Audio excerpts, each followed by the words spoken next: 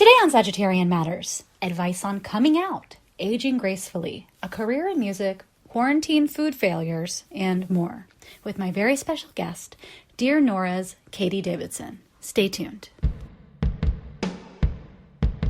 Sagittarian Matters, Sagittarian Matters, what's the matter with you? Sagittarian Matters. Hello from the Sagittarian Matters social distancing studios in Portland, Oregon. Friends, producer Ponyo and I come to you from within a pandemic, from within the wildfires that are engulfing the West Coast, and now from within a cloud of smoke that has descended upon Portland, Oregon. I'm tapping in before my talk with KATY Davidson just to let you know that producer Ponyo and I are safe, we are healthy, we are indoors. Portland's air quality today is quote-unquote hazardous, which is basically worse than the worst air that I've ever seen on a map or on an air map. We're looking forward to getting to very unhealthy, which should be happening next week. Starting tomorrow or whenever you're listening to this. And then unhealthy by the end of the week, knock on wood. But we're in a home, we're in front of a box fan with a filter taped to it. There's a pot of herbs on the stove that's making steam to support our respiratory systems. When I go outside to let the dog out, I'm wearing a gas mask. We are doing the best we can. This week, I have found some joy in watching the movie Babe again, one of my favorites. As you know, Babe, Pig in the City is my favorite movie, one of my favorite movies of all time. If you're looking for a good cry that's a little heartwarming, I do recommend Babe. I also revisited my favorite television show, The Amazing Race. That's one of my favorites. My favorite reality show, I should say. I just chose a random season 27. It really delivered some mindless fun that I could just binge, that could keep me company in between refreshing fire maps, looking at people I love as a fire got closer and closer to them. Thus far, we are safe. The people we love are safe. And listeners, I hope that you are safe. Ponyo and I are sending you our love. We are wrapping our hairy arms around you wherever you are. But in particular, if you're on the West Coast and you're facing the apocalyptic seeming outside where it's foggy all day and the sun is red or orange, everything is tinged and smoky, and to go outside feels like walking directly into a bonfire, we send you a cleansing breath. We send you our hairy arms and all of our love to you, your loved ones, the trees and animals that you love. We hope that they're all safe and protected, and we're wishing you the very, very best. Thank you for listening. Keep in touch. Keep sending us your advice questions. We'll keep making the podcast, and we're so, so happy to have this community of listeners from around the world. So we hope you have a good week, whatever that means for you, and much love to you. From me and producer Ponyo. And I'm going to make an assumption here for producer Chris. Okay, bye.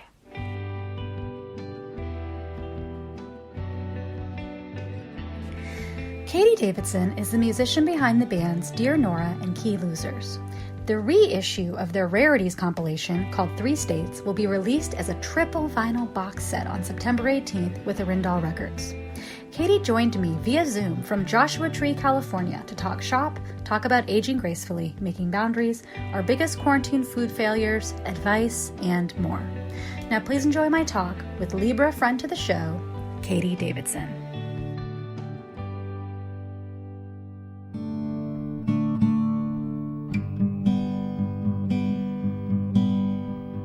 Scar on the northern plains after all the dust remains. City with the loneliest heart, and all the lights of Fargo shine through the dark, shine through the dark. Cheap liquor and cigarettes, neon signs and off-track bags, granddad in the supermarket aisle. And all the kids in old Cadillacs cruise the mile, cruise the mile.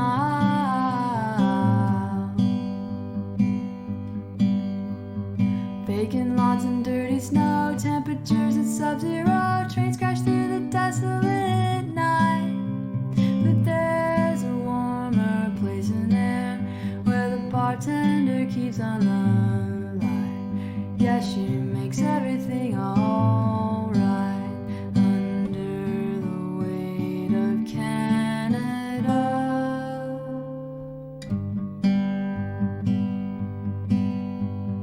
Testament to brown and gray, 80s never went away. Ladies with tough looks and teased hair. Put order coatings are going there. They're going where? The winter's fair.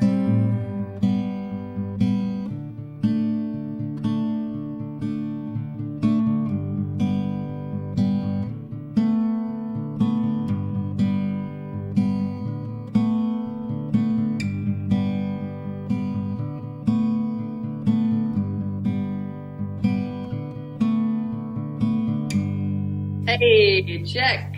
Hello, friends. So nice to see you. So nice to see you.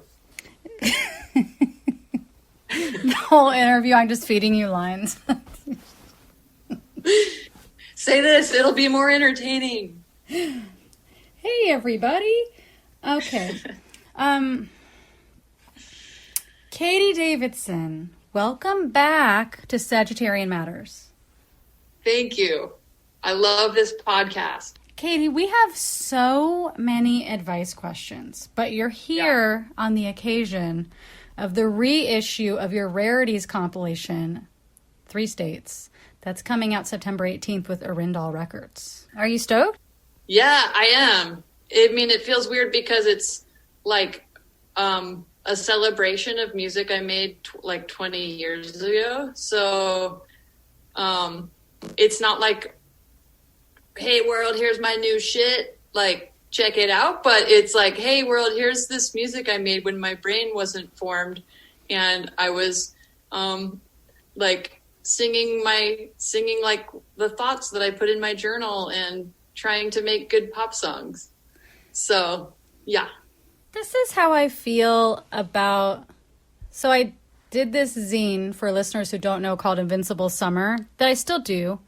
But I did it starting when I was 19, and I had an anthology come out when I was like 23. And so when people tell me now, like, I loved your graphic novel, so I bought Invincible Summer Volume 1, I'm like, oh no.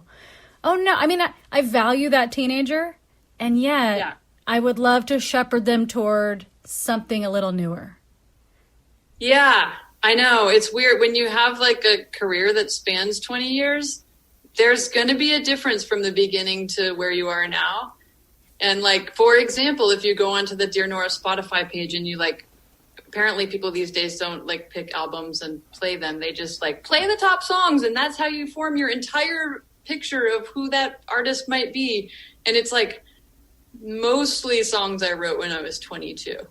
So it's, you know, it's a little strange, but you know, on like, I also have to honor that person and also just sort of, you have to just sort of release what you claim of that and like let other people it's almost like you have to let other people have it at this point because it just doesn't even belong to me anymore.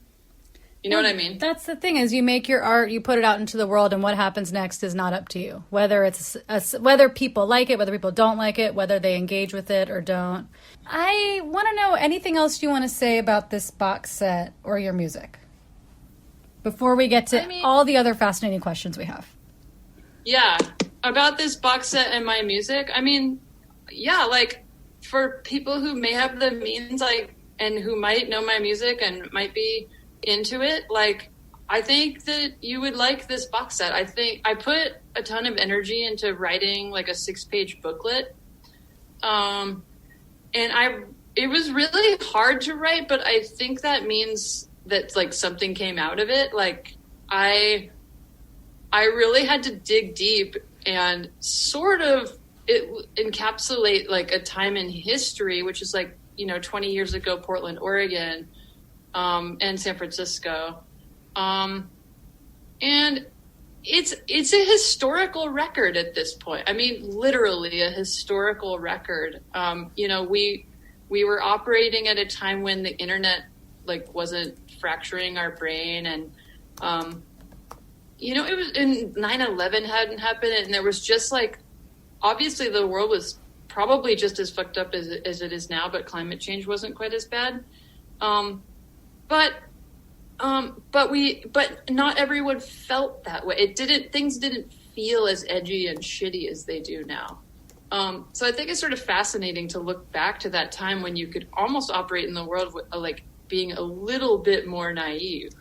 I want to be clear, not that that's good. I understand that things were really shitty for a lot of people back then, but this is just a weird time capsule, in like sort of fascinating way, especially on like the technological timeline. Does that make sense? It does. And I just, so we're talking about something that you made 20 years ago, and here we are 20 years hence, both sitting in places surrounded by fires. Exactly. Where there's a plague and white supremacists both running amok. I'm waiting for the frogs. Yeah. Yeah, I mean, we got to call out the elephant in the room. I mean, we're recording this Zoom call as you're in Portland, Oregon, correct? Mm-hmm.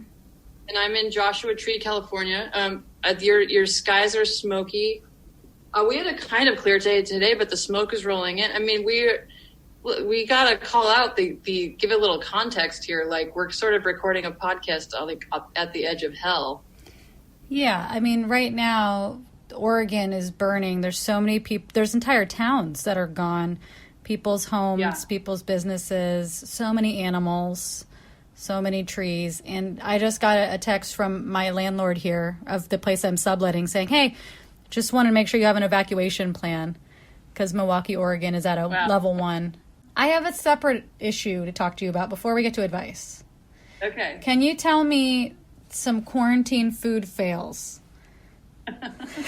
We've talked about this on and off, but not on the podcast. Okay. So I just want to, let me talk about food during quarantine in general. Yeah. So for any of the deep Sagittarian Matters heads out there who heard the last time I was on this podcast and we did a hummus taste testing, we were talking about how, like, I live in a sort of small town, and I already struggle with the food that's available here. And so, because I'm spoiled and I lived in Portland and I accidentally became a foodie. So I'm painting a picture. I'm creating a baseline here. Baseline is like, food's tough in my zone already, even though it's getting better, it's still tough. Okay, COVID hits. Within like 3 weeks, not even 2 weeks, the only pizza place in town closed. So it's like, it's like, even like the pizza place that was making halfway decent pizza where you could be like, you know what, I'll get pizza tonight. Like, within weeks, it was just like, cool, we're out, peace. And like shuttered windows. So the gist is like, it's fucking tough out here. And then you're like, okay, I guess I'll go shopping at Vaughn's again because there's no co-op, or I guess there's a health food store. I want to give it credit, but it's like, it's a limited selection. So the gist is, so then you're starting to make every meal. You have to make every fucking meal. Wait, I think we've covered this, but we can say fuck, right? Yeah. Okay. So you have to make every fucking meal you eat during COVID because you're not supposed to go out. Or at least we thought that at the beginning. Of course, now we can kind of get takeout, but even the takeout images or options here are so deeply limited. So painting the picture is just like, I was in a very, very dark food zone in the COVID era, like within like weeks of it hitting. I just was like, there's no hope. And I didn't get into that like sourdough trend, I was kind of like, I guess I'm just making the same things I always make that I'm already sick of now, but making them more often. But I did want to tell you about the absolute worst, the worst of the COVID era foods, which is was right after like mid-March when everything locked down and every single person like lost their freaking mind and like sold, and Trader Joe's sold out. like like sold out of food. So my partner was I was in Joshua Tree. My partner was driving back from LA and we stocked up on food. We weren't in a dire situation, but like, so we had some stuff. She stopped at the only open Trader Joe's just to see if they had a few extra things we could pick up, because we were all supposed to stay home and never leave. And so one of the things she was able to get, and literally like out of like the 3 things that were actually left on the shelf, was like some frozen scallops. Did I tell you about that? Yeah. So, okay. So first of all, it's Trader Joe's frozen scallops. And second of all, we've never I was trying to imagine if I had ever even had a scallop before, and not only ever had one, and then like, have I ever cooked one? So we just did it so wrong. And it was like, so by far the absolute worst thing we could have eaten, like when your spirits are already down because there's no food out here.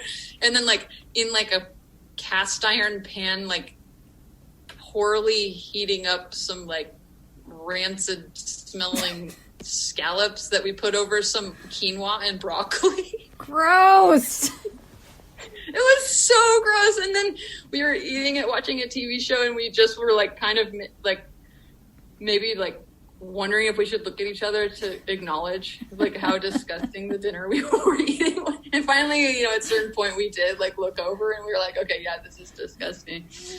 But that was by far the low point. It's hard for me to think, the thing about the low points now is like, if something gets fucked up, you can't return it. You can't say anything. Like, it's just like, you're just grateful. You're like, someone delivers food, they deliver the wrong thing. You're like, well, that's what happened. Somebody went out. I just paid somebody money to go out into the storm of COVID and pick up takeout or whatever for me.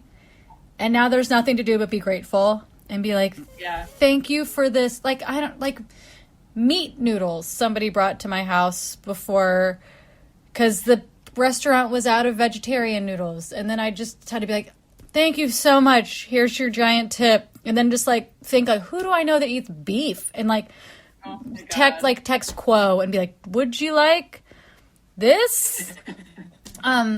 Also, nobody told me that Thai Noon was bad now. Thai Noon has turned. They are bad now. I do want to tell you that last weekend, I went to the coast and I really wanted like a gross ass Frappuccino kind of coffee on the way because I woke up from a nap in the car and we went through a Dutch Brothers drive-thru. Definitely got COVID.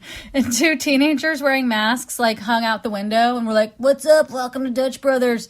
And I was asking him all these questions like, do you guys do like Frappuccino kind of things? What flavors? Like, we got mocha, we got coconut, we got caramel. And I was like, do you have coffee? And he was like, oh, we got coffee flavor. And I was like, could you do that with soy milk? He's like, we totally could do that with soy milk.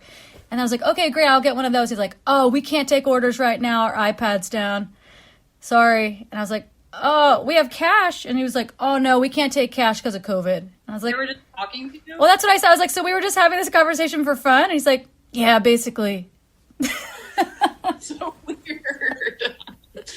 Wait, really quick. I thought of the flip side to my scallop story, which was like, that was like the deepest food fail. I thought of like the deepest food triumph, which hopefully this translates, but like, okay, so picture like me just being in that world of like scallop sadness for like this first 6 weeks of lockdown. Then I don't remember all the details on how this happened, but anyway, we rent a room in Pasadena. So anyway, after like 6 weeks, I was like, I need something. I need to be in a different place. Like, I'm already losing my shit. And so I went to Pasadena and I was like, it's the city. You can get takeout. Like, gotta support the restaurants, like support the small businesses. This is a good thing to do. And also I'm literally dying inside because of we have no food variety, and I thrive on variety.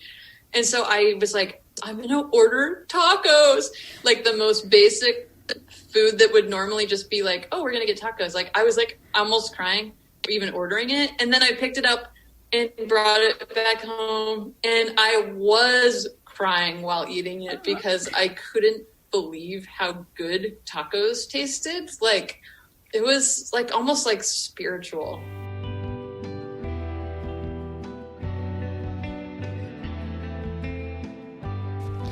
Today's episode is brought to you by Maria Turner Carney, Emily Helmus, Grace Lambert, Shoshana Ruth Wechter, Christy Herod, Mary Pinson, Michelle Lemoyne, and Joey Soloway. If you would like to support Sagittarian Matters, especially producer Chris Sutton, please send $5, $5 million, that's your choice, via PayPal to hornetleg@gmail.com. That's hornet like the insect, leg like its appendage at Gmail. Or, this just in, he's got a Venmo, Hell Books on Venmo. That's HE double hockey sticks books. Thank you for your support, and we look forward to saying your name on the podcast. Producer Ponyo looks forward to it too. Don't be scared, that's just Ponyo's voice. We want to give a special shout out this week to Sagittarian Test Kitchen sous chef Kaya Wilson for preparing the tahini sweet potato for us to try. Thank you, Chef Kaya. We appreciate your support. Dear Sagittarian Matters, after some personal inventorying and assessment this spring, I decided to divest from white cis men. All the friendships where I was doing 90% of the work, being used as a therapist or emotional lodestone, human Rolodex, feminist Band-Aid, etc. I have in turn doubled down on other equitable relationships in my life, and it's phenomenal. Some of the men I have divested from seem a little confused that I'm not showing up for them the ways I historically have. Do I owe them an explanation or heads up? From Query in Quebec. I think if you're talking about cis white men, I think that this person having that conversation with them could lead to this person doing more quote unquote emotional labor or like explaining or coddling or caretaking than they really need to have in their life. If this person's feeling groovy with their life, that's okay. And they can just, it's okay to be like, oh, I'm just busy, or gosh, I just really had to like double down on these people or something. Yeah. Yeah, exactly. I mean, I guess the short answer is like, no, I don't think an explanation is needed. Because I guess the clarifying question, which maybe is specified in the question, is the advice question, which is like the details of the relationship to this person. So, but it sounds like, so these aren't like close friends. These are just like people that need something. Is that right? Like, or just like, or like, it's all the details. All the friendships where I was doing 90% of the work, being used as a therapist or emotional lodestone, human Rolodex, feminist Band-Aid. I would say also, you could say, you know, I just really have to take care of myself right now, you know, and so I had to take a step back. Yeah, I think that's, I mean, okay, first of all, no explanation needed if they never come back to you to be like, hey, what the fuck happened? Where are you? Like, okay, you don't need to reach out and explain. But if they do that, then I agree with what you just said. And that seems totally valid. Would you be able to say like, oh, I really have to like get my own house in order right now. And so I don't have a lot of extra energy, but you know, take care. Sure. I mean, I guess you could bring up the nature of your relationship. I mean, I guess, but I want to support you in saying like, when you said like, don't make it more work. You know, because you are probably going to have to get into some big conversation with them if you're like, our relationship is draining me. You know, it's okay. Yeah. I get it. See, you don't want to like to encourage that even more shit. The times that I have tried to have these teachable moments with cisgendered white straight guys have ended up with me getting really drained and having to do a lot more teaching and explaining and justifying, arguing and defending than was worth it. And I don't think they came away with anything. Times where it was like, straight guy who I was hanging out with wanted to follow me to the gay club because it seemed like a fun party, and me being like, no, you can't come. Here's why. And then them being like, why can't I go to every space I want to? Or me having breakfast with a straight guy friend and saying like, I'm just not taking in any more narratives this year from straight white guys. you know, I've got quite enough from the world. And him being like, oh, what about, you know, not all men, what about, just all those things have left me felt so upset and drained and then a little bit angry at those people that I think it's better if you need to conserve your resources. Right now we are in the middle of a fiery apocalypse. I think you have every right to just conserve those resources instead of having to make it a teachable moment. Yeah, I just want to take totally. I just want to take 10 to 15 seconds to bring up the thing that might be affecting my answer, which is that I'm not I have a lot of guy friends, and I don't experience what this person's just describing from them. It feels pretty reciprocal, our relationships. But I also am not I don't know what this person's like, but I'm also not feminine presenting. And I don't think these guys are trying to do surrogate mom situation. They treat me kind of like a guy friend, I think, whatever that might mean. So I don't know if that plays a role, but I'm just suggesting that it might, you know? I think in my cases, at times when I've had to have these conversations with men, there has been more of an expectation of why don't you give me the thing I want? Why don't you pay attention to me? What are you trying to say? It's real confusing and hard for them. But I do want to say one more thing, which is that I've found that it benefits me as I go forward in life to have the difference between cutting someone off with an axe versus a scalpel. There's a difference between a reduction of services and just cutting someone off completely. And so I wonder if there's an in-between zone where you're no longer available for problems. You just, you train them how to treat you. You train them that you're not going to answer their texts right away. You train them that you're a little too busy for their problem or for whatever. And so you're still on friendly terms. Something terrible happens to them. They still feel like they didn't, you're not enemies, but they know that you're no longer that source for that thing. Yep. Totally into that. Dear KATY Davidson, how does one gracefully age in spirit as much as in body? Yeah, this is a really good question. Well, I was reading, I don't want to get too zoomed out here, but I was reading through a lot of the, I was asked via my Instagram that you're reading to me here.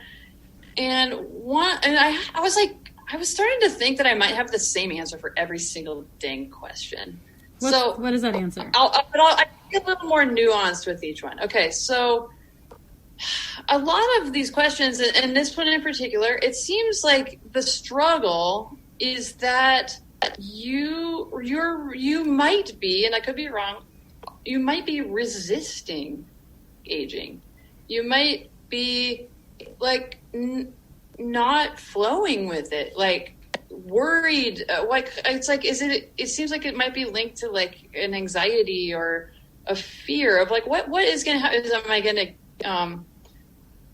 my body's not going to work as well? I'm not going to be as hot or cute or and I guess the point is I would encourage you to just let all that go and just sort of just try to just be who you are and take good care of yourself, eat as well as you can without being a freak about it. Have a good time, laugh with your friends. And also just know that aging is beautiful. When I see people just age and continue on with the things in their lives that bring them joy, hanging out with friends and laughing, and it doesn't matter if you're old or young, and it doesn't matter if you have wrinkles or you're not as hot as you used to be when you were 27. I don't know. On a personal level, I think aging is really beautiful, and don't get me wrong, I'm conditioned just as much as everyone else. I'll see a picture of someone will post a picture of me, and I'll be like, oh God, I look so old. And then, but you know what I mean? I think everyone does this. You get your first wrinkles, and then you're your face looks different than it used to, and your neck looks weird, and you have weirder posture, and you're wait, is that I look like my mom, or I look like my dad, and you're kind of start freaking out. But I mean, fuck it, man. Just own it. I think a couple of things. I think you need to moderate what goes in. You need to moderate your input. You know, if you're not following things that reflect back where you are in the stuff you consume, of course you're not going to feel good about your reflection. Like if you're just getting pictures of like 28-year-olds in your Instagram stream all day long and you're looking at that and then you look at a picture of yourself, you're going to be like, whoa. But if you follow other people of appropriate age, or if you find some aging icons, I mean, I remember Michelle T, when we went on Sister Spit so long ago, she was like, okay, like Patti Smith and Eileen Miles are my aging icons. Like the way these, like identify in your mind people that have aged in a way that you want to age and look at them. Don't look at, 23-year-olds that are posting themselves on TikTok. Look at, like populate your feeds or the things that you're looking at with people who, are advancing in a way that you would like to advance. And I can never recommend enough befriending people that are genuinely senior citizens, because I volunteer with senior citizens for 10 years and actual senior citizens who were like, oh my God, I wish I was 50. God, I was like in the prime of my life. And then I had friends turning 30 that were like, can you believe it? My life is over. And it gave a nice perspective to be like, like we're not old. Yeah. Like approaching middle age is not old. And I'm assuming that anyone who wrote this question is probably just creeping towards middle age. Yeah. It would be funny if they were like 24 or they'd be also funny if they were 74. Wait, can I just really quick agree with basically everything you said, but push back on one tiny little aspect of it? No. Which is, no. My podcast, my rules. Judge George is presiding. Okay, I agree. Like that, at least in your social media feed, like, yeah, for sure. Don't just only follow like very hot 20-something people. Like, but make it a continuum. Like, I think the thing is that I want to get at is, I'm friends with a lot of people that are older than me. I'm friends with people that are my age. I'm friends with people that are younger than me. And I get a lot from people that are different ages than me, including a lot from people who are younger.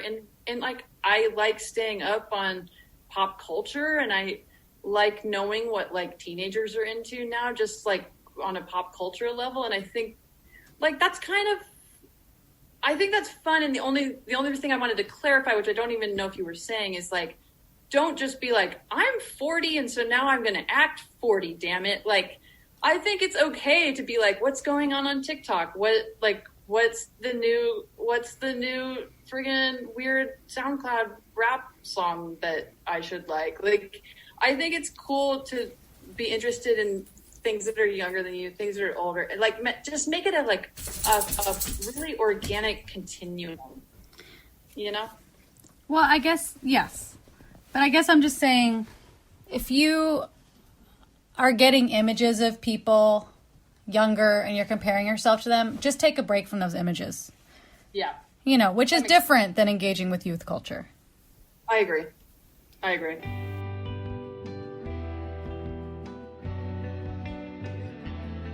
Hi, listeners. It's me, Nicole.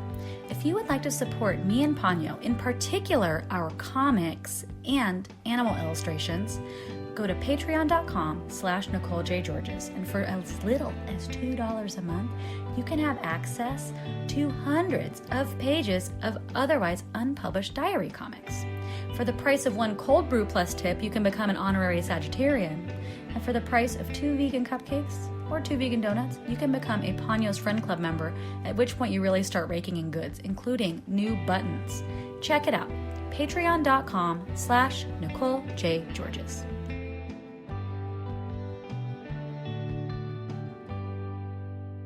Let's do rapid fire. Okay. What's the reward of making art? Release, communion, recognition, risk? I was thinking about this and I don't have a good answer, and I would say it's probably all of those things, but I would think much more importantly, it's about connecting with something that's much larger and more mysterious and unexplainable than we are. I think the reward of making art is release and connecting to the world at large, and being of service to trying to pay back the service that art did for me as a young person. How, this is another rapid fire advice question. How do I get over heartbreak? First thing I'll say is listen to a lot of Sagittarian Matters, because there's a lot of good advice in so many previous episodes that will do a better job at answering this. But God, you know what? I was just going to say, I'll go rapid fire here. Like, take care of yourself. Know that it's not permanent. Know that heartbreak inevitably feels like the darkest thing ever, and that it will end. And just in the meantime, you do what you can do. Take good care of yourself, be with your friends, try to laugh, watch your favorite show, do some self-care, and know that it's shitty, and admit that it's shitty, but it will end. Yeah. Also, I would say connect with some kind of art that right sizes things, that either reminds you of your place in the universe, of the world, or that connects you to something that's totally different and separate from that experience and that person. Yeah. Just to remind yourself how big your life is, how big the potential for your life is, and how big the world is. Yep. This is another question. How to deal with being an LGBTQ kid in a very strict religious country and household? Yeah, this shit is very real. That's a real question. I mean, they're all real questions, but this shit is real, man, right? This is a life situation. So I want to honor and respect that. And I'm really curious to hear what you're going to say, but I was ruminating on this a little bit, and I'll still try to go rapid fire. I would say if there's no opportunity for you to get out now, if you can't freely express yourself and be who you are, you need, basically, this might be fucked up, but you may need to do what you need to do to get yourself old enough to eventually go to a place where you feel more accepted and you feel like more like who you can, be who you want to be. So I'm going to be kind of fucked up here, but if that takes like being okay, trying to be okay with who you are inside, but being closeted for the next 3 years until you're out of high school or whatever your country has, like, and then maybe you can move to New York City or something, like, feel free to push back on this, but I'm like, I want this person to stay safe. I want them to, not be thrown in prison.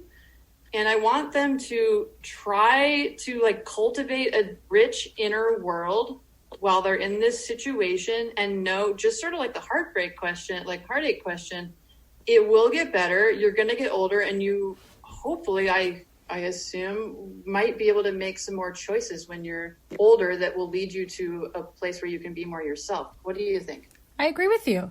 I think the only thing we know for sure is change. Your life's going to change when you get older. Do anything you need to do to keep yourself safe, but just that includes do what you need to do to mentally protect yourself from the messaging that's happening in your household and in your country. Because there's nothing wrong with you. There's nothing wrong with you. There's something wrong with the world. You loving who you want to love, being who you need to be, there's nothing wrong with that. And so I want you to try and cultivate some kind of practice, whether that's, just with you or with a community of people you find online or wherever, but cultivate some practice of insulating yourself from negative viewpoints of people around you who just don't get it. Because there are people who get it. There are people for you in the world, and you may just need to wait, and you'll find them a little later when you're safe. One last thing super quick, and I agree with all of that, is just for this person to know that even in their repressed community, they're not alone even there. There are other people all around them, 10% or more even, of people that might be feeling the same things they're feeling. It's true. We've got 3 questions that are basically the same question. How do you stay hopeful about the world right now and or sane? Yeah. I mean, it is, let's be real. It is very difficult right now to do what you're asking. But I can tell you what I do, and I don't know if it'll work for everyone, but I can tell you what I do. I like to hang out with dogs, because the dog is just pure love and light, and the dog doesn't care if there's a scary wildfire, and the dog hasn't even heard of racism, and the dog doesn't know about our government, and the dog doesn't know anything except for it likes to go on walks. And you know what? I like to go on walks too. And it likes to be outside, and I like to be outside too. And this, I'm doing an intense simplification, but I'm telling you what keeps me sane is like looking into the sweet eyes of a dog that's just sort of wagging its tail and excited to eat its dog food. You know, there's like their life goes on for them, and it's simple, but there is some kind of lesson there. What else I do to stay sane? You gotta listen to music, dance, put on some salsa music, do some dance. I like to dance, lay out your yoga mat, put on your socks and dance in your living room. Watch a funny show, like after a day of activism and working hard, and like put on a funny show, watch some Chris Farley, laugh a little bit, You can't fight all the time every day. I think that's okay. If I'm going rapid fire, that's what I got. Can I ask quickly, the yoga mat, is that for if you're doing the worm or something, or what? It's just a shock. I have a concrete floor. It's a little bit of a shock absorber. Oh, I see. It's ergonomic dancing. It's ergonomic. That's how to age gracefully. I think, part of it is compartmentalization for me, and just really trying to be in the moment of the good things that are happening in my life. And then one of the compartments is just being in the moment of the good things that are happening in my life. The other compartment is doing whatever I can to be of service and understanding.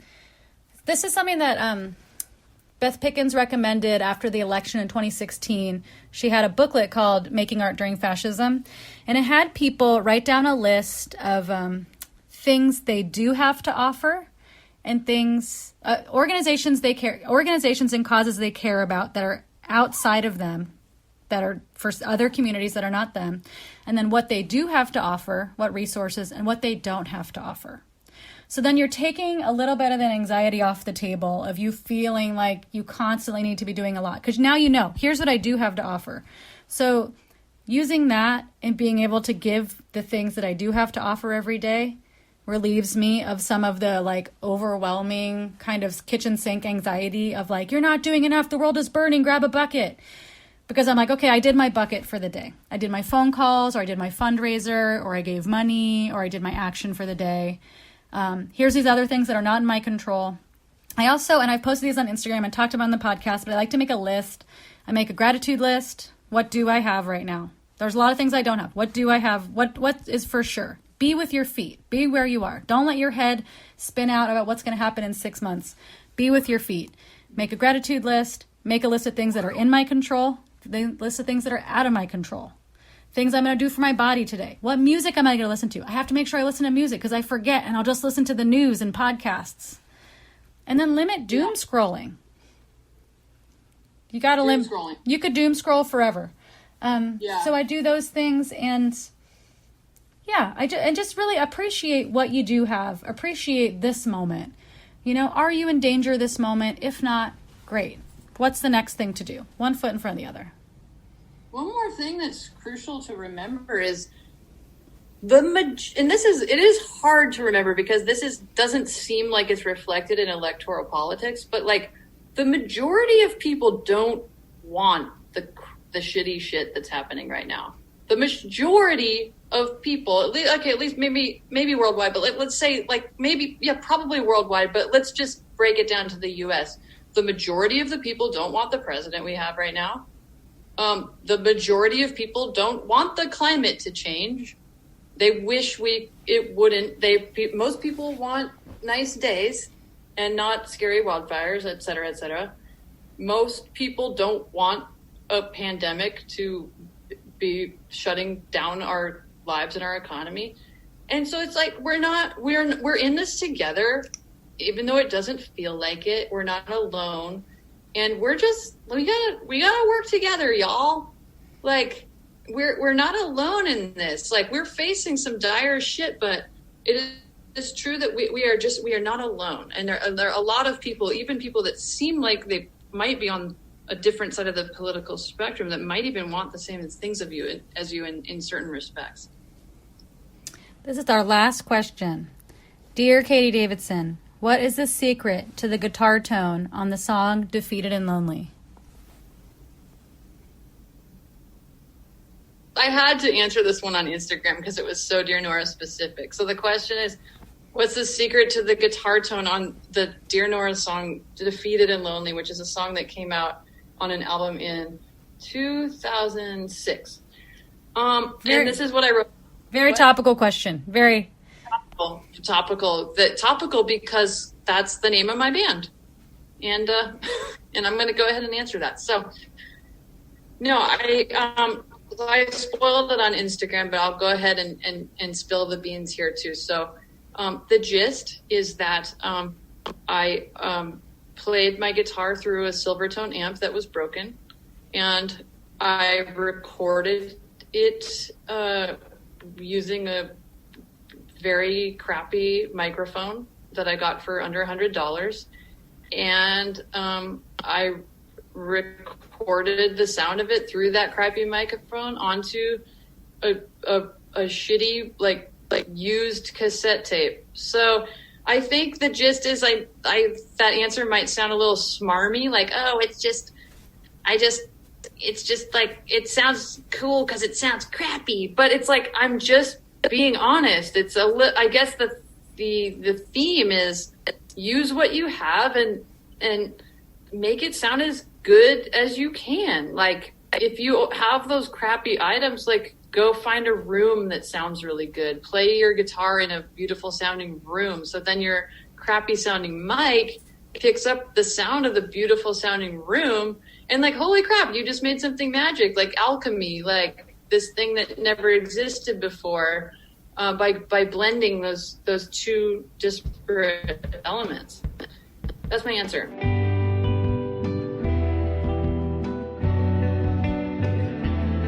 Sagittarian Matters is produced by Chris Sutton, with assistance by Panyo Georges. Our theme music is composed by Carolyn Pennypacker Riggs of the band Bouquet. Thank you for listening, and I'll see you next time.